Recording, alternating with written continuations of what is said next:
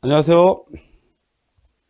이번 시간엔 3장, 지난 시간에 3장 했었는데, 지난 시간까지 많이 좀 어려우셨을 것 같아요. 그쵸? 이번 시간엔 4장 이어서, 교류 전력에 대해서 말씀을 드릴게요. 우리가 앞에서 1장에서도 전력에 대해서 말씀을 드렸을 것 같아요. 그쵸? 근데 우리 1장, 직류에서는, 그쵸? 우리 임피던스라는 게 있었어요. 그쵸? 임피던스는 우리 어떻게 이루어져 있었냐면, R. 그쵸? 플러스 또는 마이너스 J, X가 바로 임피던스였었는데, 우리 직류에서는 여러분 어땠습니까? 임피던스 중에 누구만, 요 저항만, 그쵸? 해석을 했었어요. 그래서 요 저항에 의한 전력에 대해서 말씀을 드렸는데, 우리 3장을 공부하시면서는 어떻습니까? 요 누구도 있었어요. 리액턴스도 있었다라는 거예요. 교류에서는요. 그래서 우리 직류에서는 저항에 의한 전력만 배웠었는데, 우리 교류에서는, 그쵸? 우리 X, L 또는 C에 의한, 그쵸? 리액턴스도 공부하셨잖아요. 그쵸? 요 리액턴스에 의한 전력도 있을 거고, 요 두 개를 합한 전력도 있을 거예요.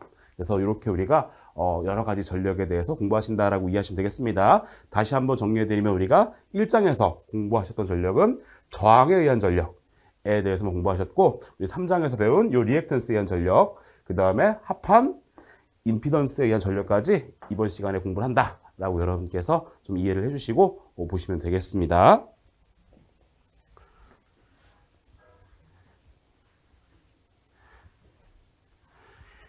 일단 단상 교류 전력, 우리 교류 전력이죠. 교류 전력에는 크게 세 가지. 1번 T상 전력이라고 하는 녀석이 있고, 2번 유효 전력이라고 하는 녀석이 있고, 3번 무효 전력이라고 하는 녀석이 있으니까 각각에 대해서 말씀을 드려보도록 하겠습니다.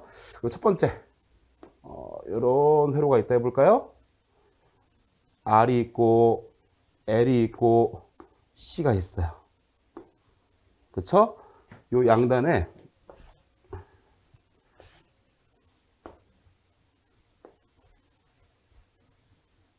이렇게 RLC가 직렬로 연결되어 있고요. 그쵸? 여기에 제가 V볼트의 전압을 가할 때 I 암페어 전류가 흐를 거고요. 얘는 R, 얘는 L, 얘는 C였었죠. 그래서 우리가 요 녀석은 R이고요. 그쵸? 요 녀석을 가지고 우리가 누구로? 리액턴스로 해석을 했었다. 그쵸? 이렇게 이해하시면 되겠죠? 그 다음 병렬로 연결되어 있을 때 마찬가지. 그쵸? 이렇게 R, L, C가 있을 때 마찬가지로 V볼트의 전압을 가할 때 여기에 I라는 전류가 흐를 거예요. 마찬가지 이 녀석은 저항이고, 그쵸? 우리가 교류를 해석함에 있어서 이 L과 C는 누구로 놓고 리액턴스로 놓고 해석을 했었죠?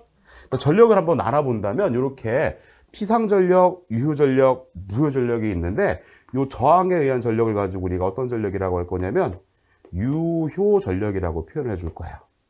이 저항에 의한 전력을 유효전력. 여기도 마찬가지입니다. 그쵸? 이렇게 저항에 의한 전력을 유효전력이다라고 해서 해석을 할 거고요. 그 다음에 리액턴스에 의한 전력 있죠? 얘를 가지고 우리가 무효전력. 그쵸? 얘를 가지고 우리가 무효전력이다 라고 놓고 해석을 할 겁니다. 그쵸? 그래서 유효전력은 저항에 의한 전력, 리액턴스에 의한 전력은 무효전력이라고 할 거고, 그 다음에 요 두 개를 합한 전력. 그쵸? 우리 요 두 개의 저항과 리액턴스를 벡터적으로 합성한 값을 뭐라 말씀드렸었죠? 임피던스라고 했었죠? 요 임피던스에 의한 전력을 T상 전력이라고 한다. 여러분께서 이렇게 좀 기억을 하시면 되겠습니다. 그러면 첫 번째, 제가 우리 순서에는 P상 전력부터 있지만 먼저 유효 전력부터 말씀을 드리고 무효 전력 말씀드리고 그 다음에 이렇게 P상 전력에 대해서 말씀을 드리도록 하겠습니다. 첫 번째, 유효 전력이라는 건, 그쵸? 제가 누구에 의해서, 요 저항에 의해서 소비된 전력이다라고 말씀을 드렸었죠? 그래서 저항에 의해서, 그쵸? 어떻게 되는 전력이다? 소비되는 전력을 말합니다.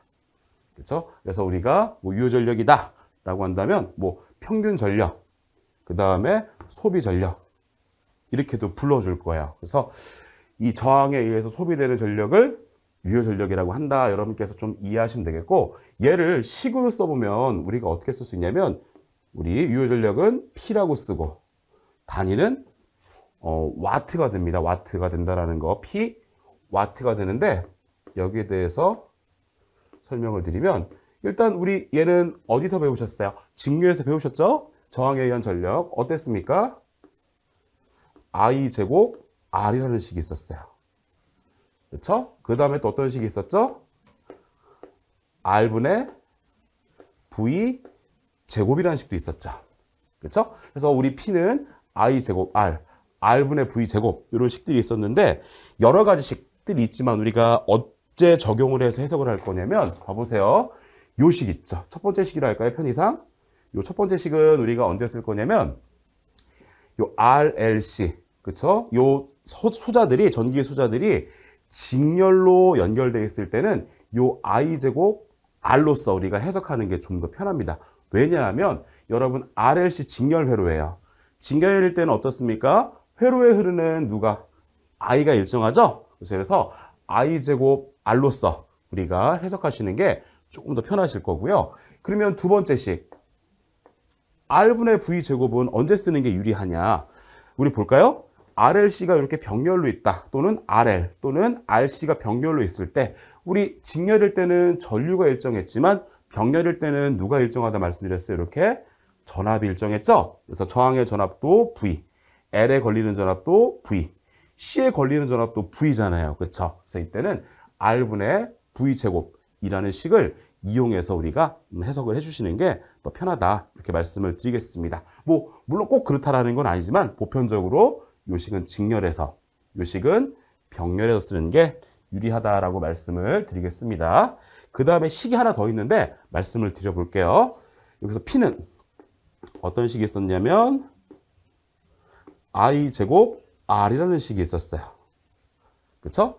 이 식을 조금 바꿔볼까요? 어떻게 바꿀 거냐면, I가 몇 개입니까, 여러분? 두 개죠, 두 개. 그래서 두 개를 쓸 건데, 하나는 이렇게 쓰고, 그쵸? 그 다음에 요 회로에 흐르는 전류는 어떻게 됩니까? 라고 한다면 여러분, 요 회로에 흐르는 전류는 어떻게 되죠? I는 RLC가 같이 있으니까 얘를 합한 녀석, 뭐라 말씀드렸어요? 임피던스 분해. 그쵸? 누가 되더라? 전압이 되겠죠? 그래서 요 전류 하나는 그대로 나타낼 거고, I 하나는 이렇게 G분의 V, 가로는 지우고 쓸까요? G분의 V에. 그쵸? 그래서 I 하나, I 둘, 그 다음 얼마? R 이렇게 써볼게요. 그 다음에 좀 위치를 바꿔볼까요? 우리 곱하기는 위치를 바꿀 수 있죠. 교환법칙이 성립하죠. 그쵸? 그래서 V에, I에, G분의 어떻게? R이라고 나타낼 수 있네요. 그쵸? G분의 R. 근데 우리 앞에서 요 G분의 R, 직렬 회로에서 G분의 R을 뭐로 배우셨죠?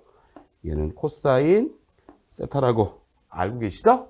그래서 우리가 VI의 G분의 R이니까 코사인 세타라고도 쓸 수 있어요. 그래서 이 녀석은 VI의 코사인 세타라고도 쓸 수 있다.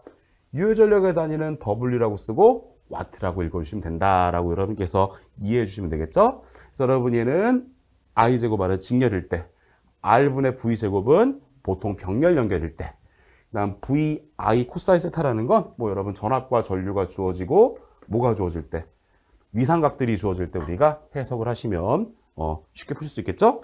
그 다음에 우리가 또 하나 기억하실 건 요 세타라는 건 뭡니까? 위상각, 부하각이었었고 전압과 전류의 위상합이 아니라 위상차였다라는 거, 그렇죠? 위상차예요.